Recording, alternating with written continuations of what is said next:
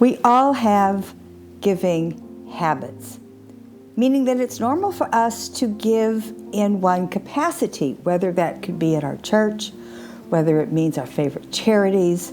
We usually give by check. It's rare for us to give any other way but materialistically. I'm here to suggest we try something different. The power of giving is actually non-materialistic. It is one thing to donate through charities, to people in need. But the real giving is love, support, and encouragement.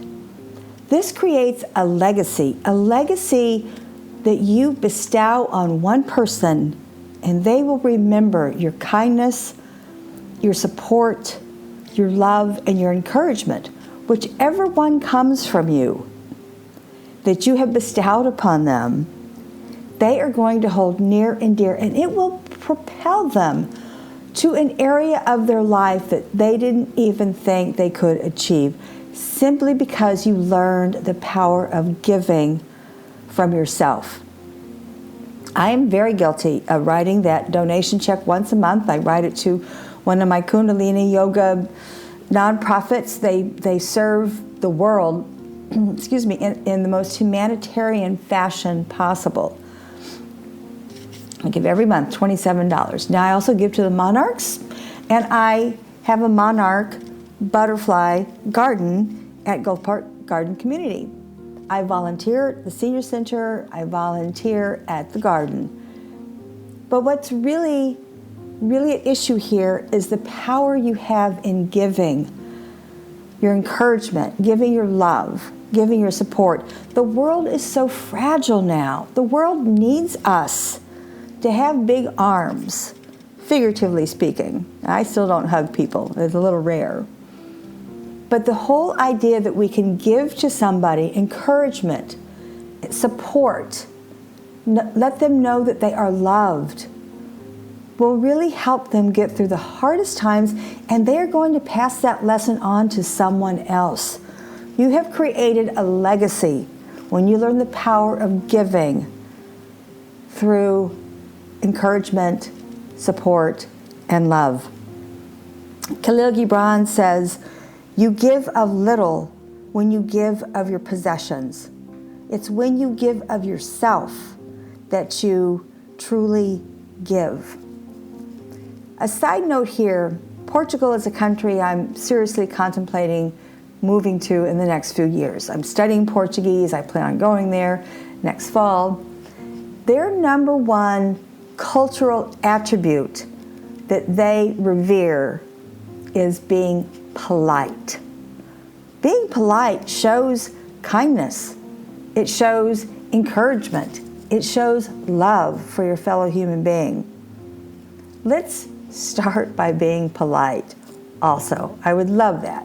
When you're gifting, think about the whole idea that you can gift somebody this holiday season something that's non-material: encouragement, love, support. When you do this, I want you to think of a true gift, as in being mindful with your gifting. Carrie Kopasek, one of my favorite meditation experts, on the website, you will find her, on my podcast details, you will find her website. You can create a beautiful mindful gift by simply copying her meditation graphics. You can put them in a beautiful card. You can pay Carrie in advance online. She does this meditation. It's called Made in Meditation. And she has these wonderful art classes that fit people of all ages, and then she does a meditation sequence. Therefore, it's so easy to do a beautiful, mindful gift, and I want people to start thinking of other ways to give rather than Black Friday. Lastly, wine. I know you're seeing swill everywhere. For those of you who have listened to me for the last year and a half, you know I don't like to see the 25 case drops. I've told you many times, stay away from it. It's poison. Beaujolais Nouveau is disgusting. Yeah, okay, it's a coiffeur. Yeah, okay, it's $9.99. I hope it's still cheap. What I really want you to do is exert yourself just a tiny bit and look for at least a Beaujolais Village. I would really suggest you try to find a Cru Beaujolais because that is the creme de la creme. They are pricey now though. The Cru Beaujolais, I always get it wrong, either there's 9 or there's 12. Fleury is one of my favorite. Morgan is very masculine, very big.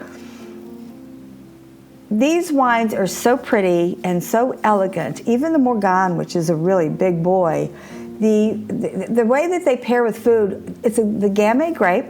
They're also they're created by carbonic maceration. Very technical process.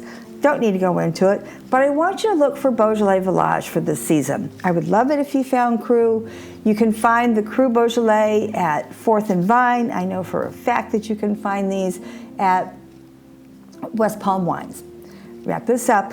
The power of giving has nothing to do with buying gifts. The power of giving, you can create a legacy with somebody when you show them love, support, and encouragement. You will instill in them these 3 powerful, powerful ways of living life.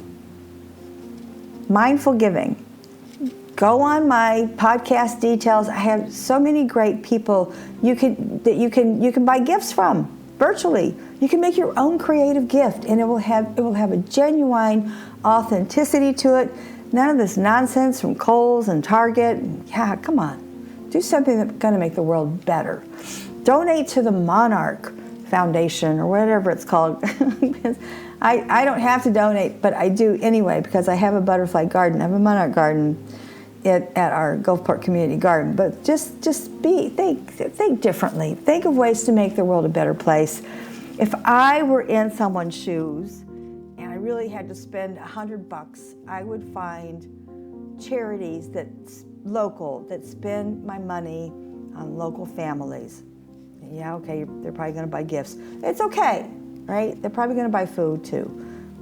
Think outside the box. Do not buy swill. When you see those 25 drops, I don't want you to. Don't delve into it. There's such good wine out there. There's absolutely no reason. So there it is.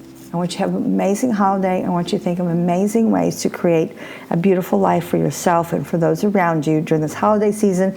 I want it to carry out through 2023. I'm Valerie Hill. I create this podcast once a week to help people create a blueprint for the life they deserve.